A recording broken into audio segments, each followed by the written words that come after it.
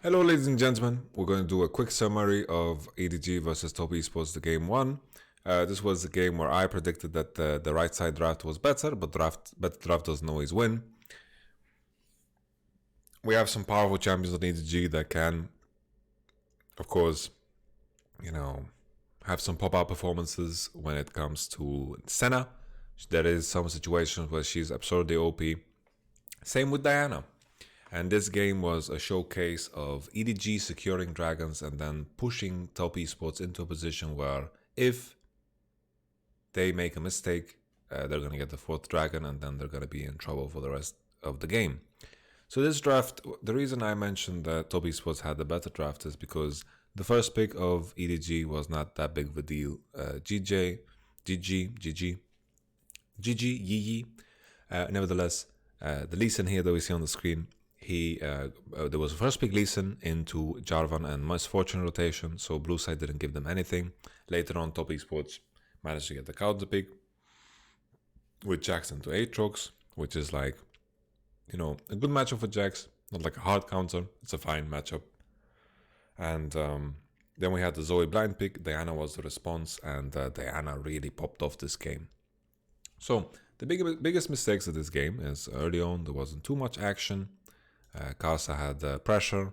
We had a gank from Karsa on top side that he burned flash for. Lee Sin was forced to be very afraid early on in the game because in this position he just can't really make a judgment call from before.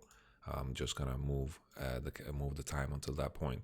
So this was the time where Karsa of course ganked top, burned the flash, but this meant that Lee Sin can enter this part of the jungle for free and be very, very safe. And before this, Lee Sin was very pressured because Zoe had full prio, Misfortune and Nautilus had full prio, and this was a problem. Afterwards, Jax TP'd back to top lane. Jax, of course, TP'd top lane. Aatrox kept his TP. So there's the TP that happened onto bottom. It was a 1-for-0 situation, but Aatrox lost a lot of CS on top. So here, Jax is starting to build a big wave. He's going to crash into top, and Aatrox wants to catch this. He's basing, and he managed to push in the wave. This is a very good position for Aatrox. He's going to recover all of these CS he lost, and he's going to get this. But now, this is the TP bottom. So the mistake here is QQ Qs Leona. So he Qs Leona, and he could have queued into the wall. Misfortune could have flashed, and they could have recovered, no problem. But instead here, Nautilus dies, Aatrox comes in, Nautilus burned flash before in the previous engagement because he queued in. Nautilus Leona, very rarely you can queue in with Nautilus because whoever queues in or E's in Leona's case is going to die because Aftershock wears off and then that's it, right? So here, Nautilus burned flash, here he died, and this is going to be the first dragon for EDG. So they use the TP, they use the dragon, and Aatrox is going to fall very far behind in the matchup. But Scout makes a nice, neat maneuver here that he goes into top side. He takes this big wave that Jax built, and all of a sudden this CS disparity that is very normal to happen in a Diana versus Zoe matchup just disappears. And if you're even against Zoe, the further and further you go into the game as a champion that all ends, the better you are off. Right?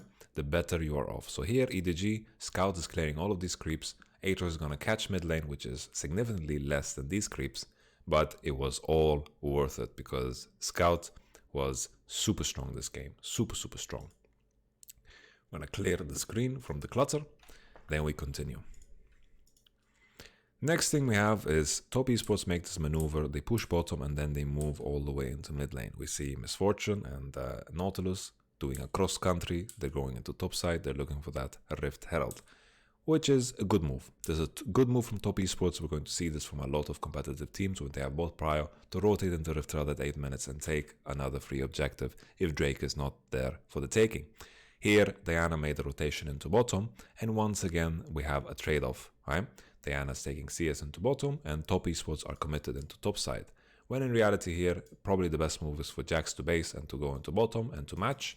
But the tricky part is that Scout indeed has TP.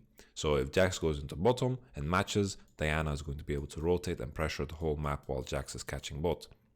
So maybe this is the best thing best thing that is going to happen for top esports, because they don't have TP. So here, Rift Herald into top, Diana once again getting a lot of gold on bottom, and Jax all the same. The difference here is Diana, we didn't see an interaction between Diana and Jax on side. I think Jax should win that 1v1. Split doesn't matter too much, but Diana is, of course, a much better team fighter than Jax. There's no Spirit of Soldier now for Jax.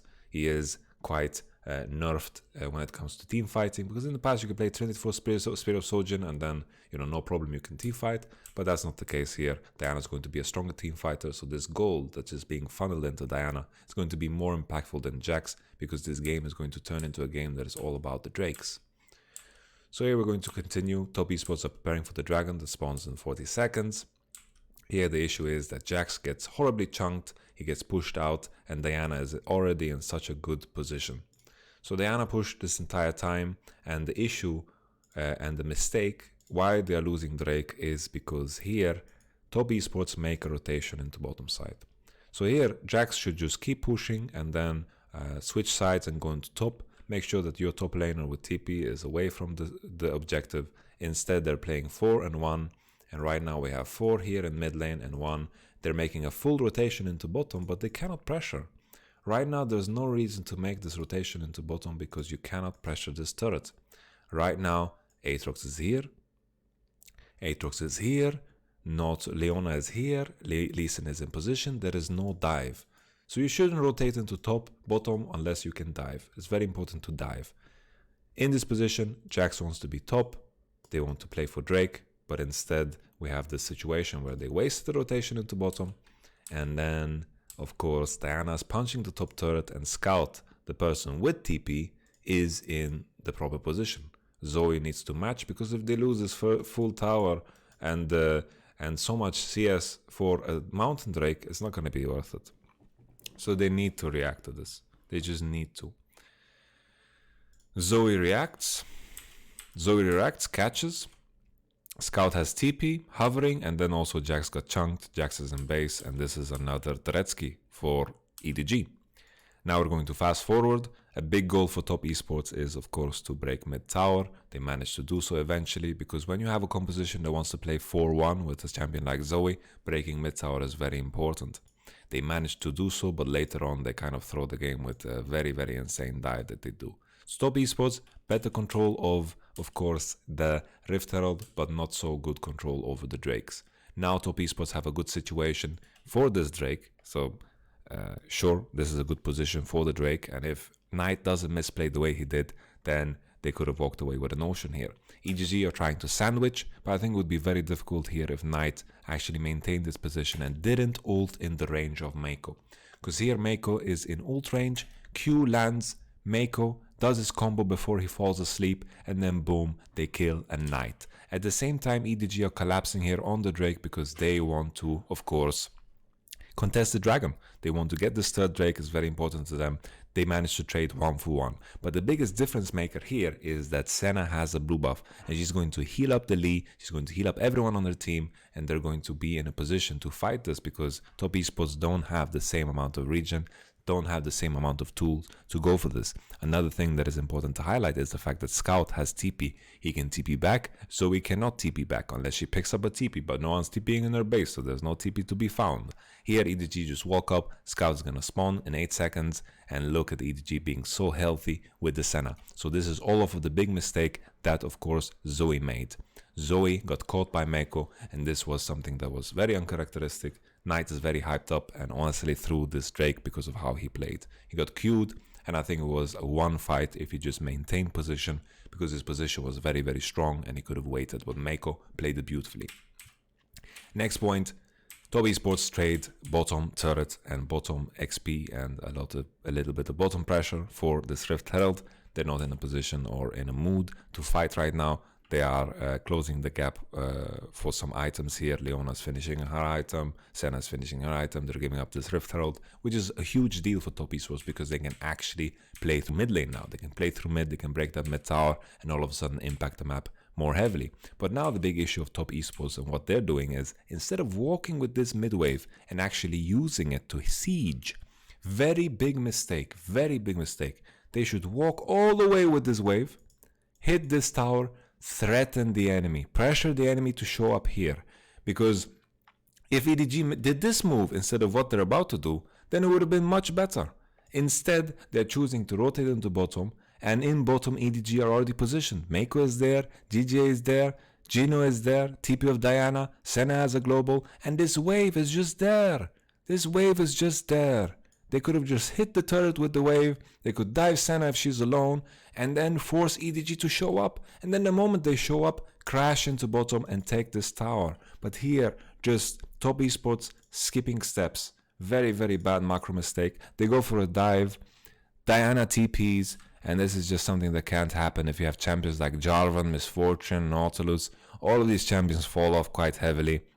And this was a wonderful fight for EDG. They used the TP of Scout, and it lines them up perfectly for the next Drake. So we have the dive. There's nothing to do. Nautilus cues the freaking turret. Terrible start of the dive. Everything about it was bad. Nautilus, if he wants to start this dive and walk up an auto first, he's just going to get one-shotted because EDG and can fight back right under the turret. And now Senna's here. She ulted with the global, whatever. It's just a terrible dive. Bad mistake. Very bad mistake. Top esports, very disappointing. Now the next Drake is spawning, and there's a lot of gold now for, of course, EDG. You can see they have all the finished items in the bank. You see the Zonya, you see the Hourglass, you see the Duskblade is finished on Senna. They are super strong, double Black Cleaver if you compare. On the other hand, half item, half item, half item. Also, Leona finished a big item, and this is the big team fight. Fourth Drake is spawning in 50 seconds, and this massive mistake of a dive just pushed EDG over that gold kind of hedge that they need to just get over, the hump to get to those items. Because everyone on EDG is now much stronger. And then once again we have a similar mistake from Knight. Sure, now if he can manage to poke, Hope can maybe heal up some. Knight is going to look to poke as much as possible, but he needs to keep himself in a safe distance from Meiko, because Meiko can look to do the same thing. And obviously I've watched at this point, I know what's going to happen, and I'm going to spoil it to you because this is not a spoiler-free review. Knight is going to do the exact same mistake. Boom, he gives Meiko a little kiss, Meiko responds, he likes it, and then gives him a little boom, a shoulder, a Conor McGregor shoulder, if you might. Breaks his nose, goes for the engage, boom, Zoe gets caught. All of a sudden Zoe is one-shotted, and all of a sudden it starts in such a bad way. And how do you really recover? Jax tries to go in, he punches Lee Sin a little bit, but now Diana's coming in, Meiko flashes. It helps here that Lee Sin kind of ends because he just kind of cues in, as you saw, he's in the mix right there. I can just highlight him for the people that don't see. He just queued in, and Meiko trades his life for Zoe, which is natural, but he's tanking up so much damage because of the Gargoyle Storm Plate. But then, you know, Lee Sin ints, but it's not enough because Scout does a monster move and honestly makes it look like Diana is so freaking OP. Good a Misfortune ult, but this Misfortune ult makes it very easy for Scout to target you with a moon here. Gino eats the Misfortune ult like it's fucking breakfast cereal, and then he Zonya's at the last possible moment, and look at this beautiful play from Scout. He managed to land the ult, boom, and then another Q, and then another Q lands, hits on both, and how clean is that, man? Scout showing the world that who is Knight? Who is Knight? Forget about Knight. I'm freaking Scout, man. I'm freaking Scout. And Scout is a legend of his own, you know. He's been around for ages. He used to be on SKT, he went to EDG, and a lot of players that, you know, leave SKT as mid laners and then go to a different team are usually kind of mediocre and boring. They are doing well under Faker's wing, but Scout, you know, really became his own player. He's no longer SKT Scout, the guy who left SKT. He is now EDG Scout. You know, he's been in EDG since forever, and he just had a monster performance. And now, me discussing all of this and Diana, blah, blah, blah, this is an Ocean Drake.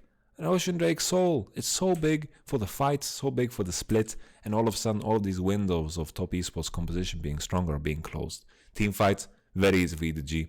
They are very fed. Split push becomes much easier because of the Dragon Souls. And now, honestly, the game is over. We're just going to fast forward. We're going to take a look forward because EDG does do something very nice here. They're waiting for the crab to disappear, and then they just start the Drake, and top esports have nothing to do about it. They have nothing to do about it, because soon the wards are going to lapse, and then they're going to clear the vision, and then they're going to two-man Nash. Ends in a position where they have Nasher, and then they're going to end the game. So that summarizes the review. The big key moments here. Thank you so much, Inomev. It's very nice of you to subscribe. Welcome to the sub squad. Afterwards, you know, EDG, just pick up the Nash. As I told you, they did it in a very stealthy way. Diana started hitting it, doesn't lose that much HP. Ocean Drakes are OP, and all is good. All is good. And then they finish it, and then after getting Nash, they just end the game. Thank you so much for watching. Catch me on the next game. Peace.